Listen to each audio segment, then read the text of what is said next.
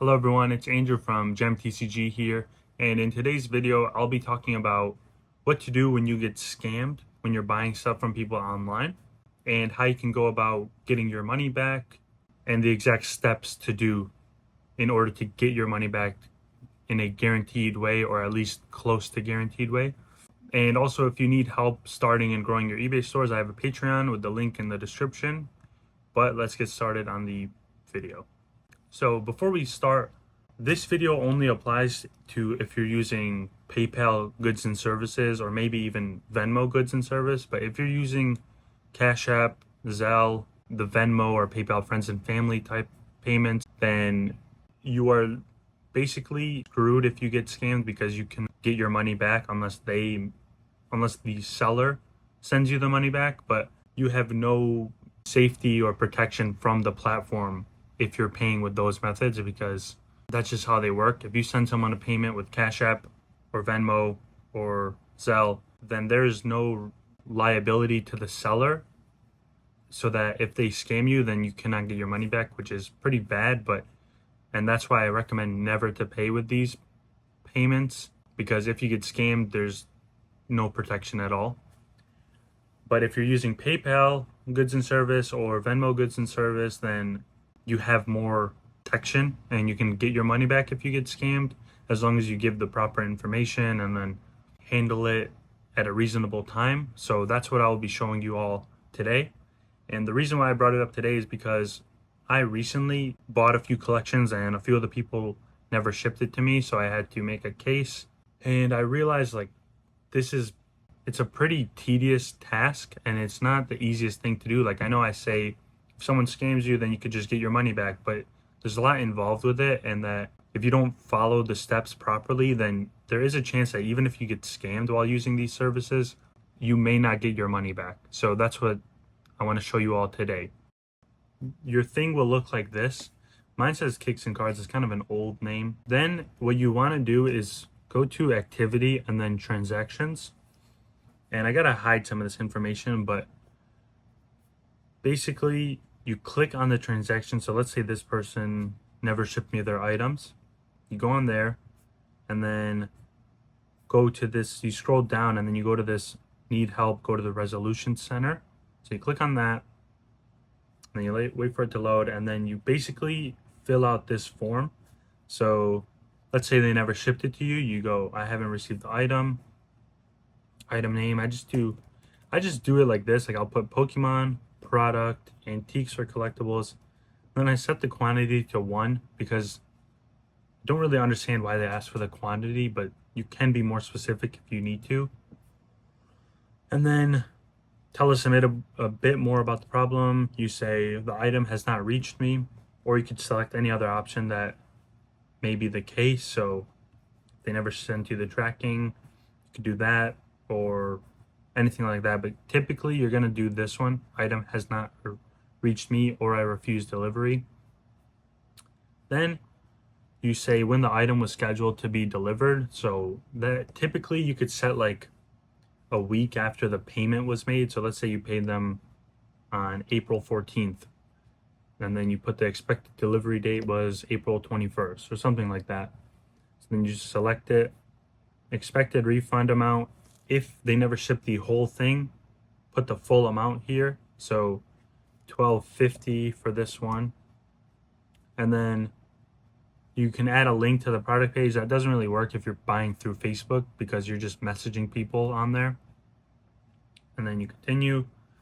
Let us know if you reach out to the seller. You should reach out to the seller even if they try to scam you, because you need to have some backing with that. You can't just say like, oh, they never shipped it to me, but I never reached out to them for to give them like a notice. So always reach out to them. That's usually my first step, is like, if they never shipped me the items, I'll reach out and ask why they haven't shipped it yet, or if something's going on. If they don't respond to you within like a day or two, then open the case, but at least give them that first message to see like maybe something happened. Maybe they'll refund you on their own, so that you don't have to go through this whole process. So always do that. Put the time when you contacted the seller.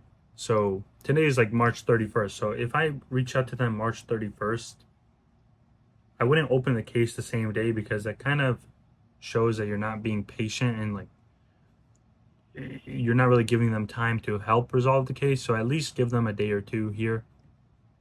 But I'll just put March 31st.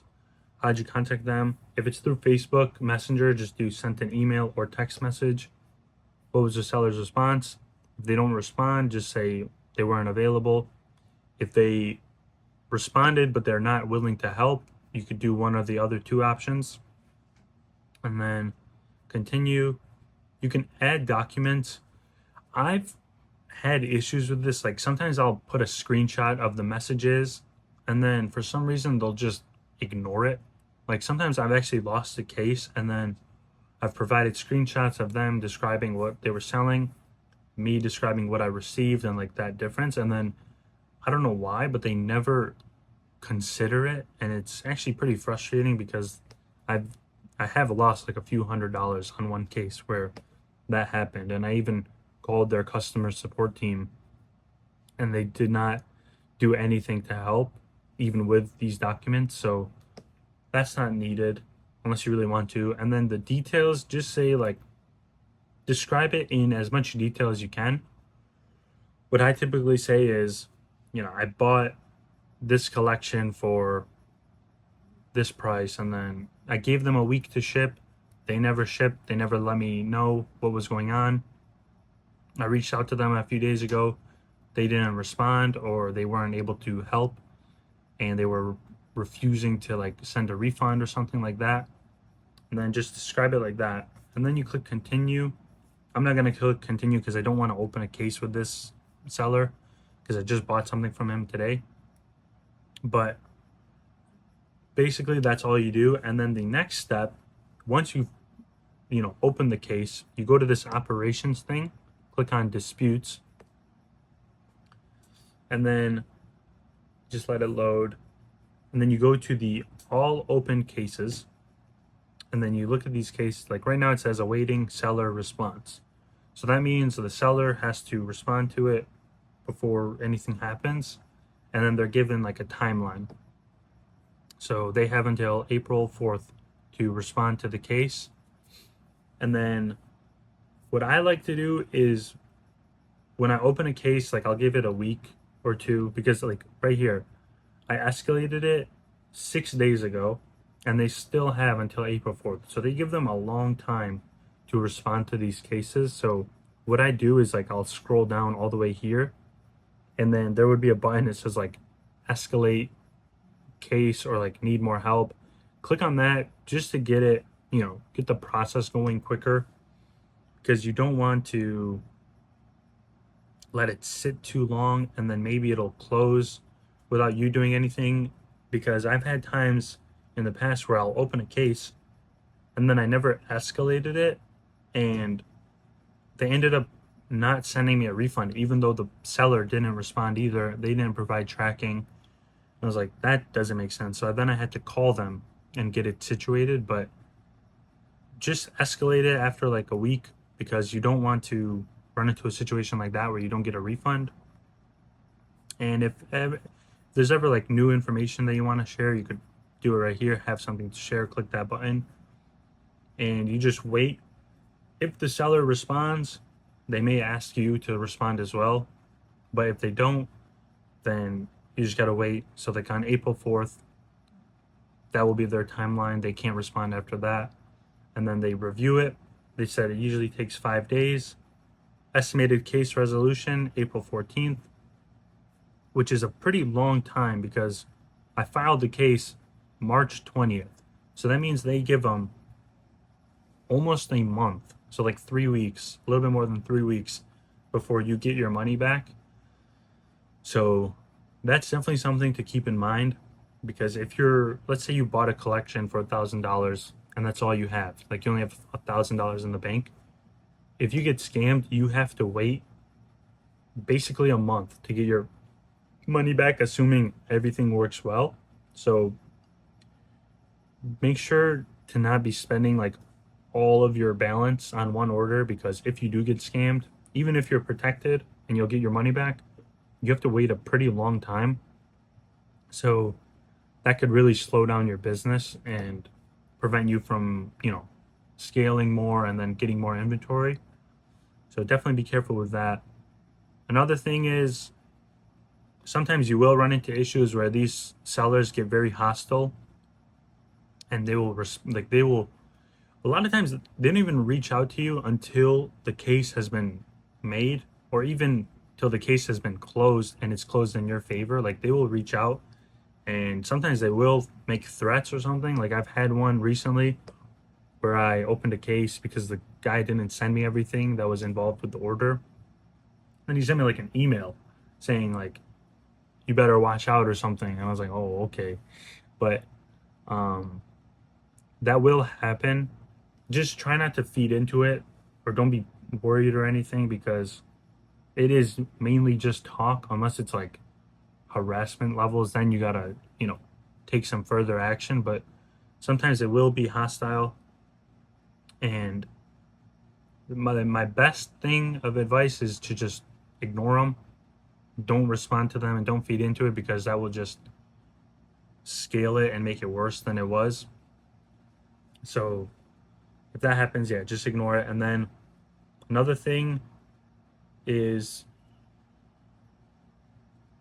well, actually, that's basically it. You get, like, once the case is closed, they send you an email, send you a notification saying the case was closed in your favor, and then you get the money back, and that's about it. So it's a pretty long process, and you definitely have to do things right, because if you don't respond in time, you won't get the money back, which is very dumb. Like, I don't know why me opening a case and then giving the seller all that time to respond, if I don't follow up before they respond again, I don't get the refund. It's like very weird, and I think they should fix that.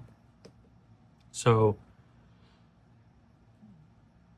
yeah, be very prompt with your things. Do it as fast as possible, but also give them time to fix the solution, like to fix the problem on their own, and then you will get your refund. But yeah, that's about it for this. I hope you guys found it helpful, and please make sure to always use PayPal goods and services when you're buying from people that you don't know. Even if you know them, sometimes it's best to just be safe. Use PayPal goods and services.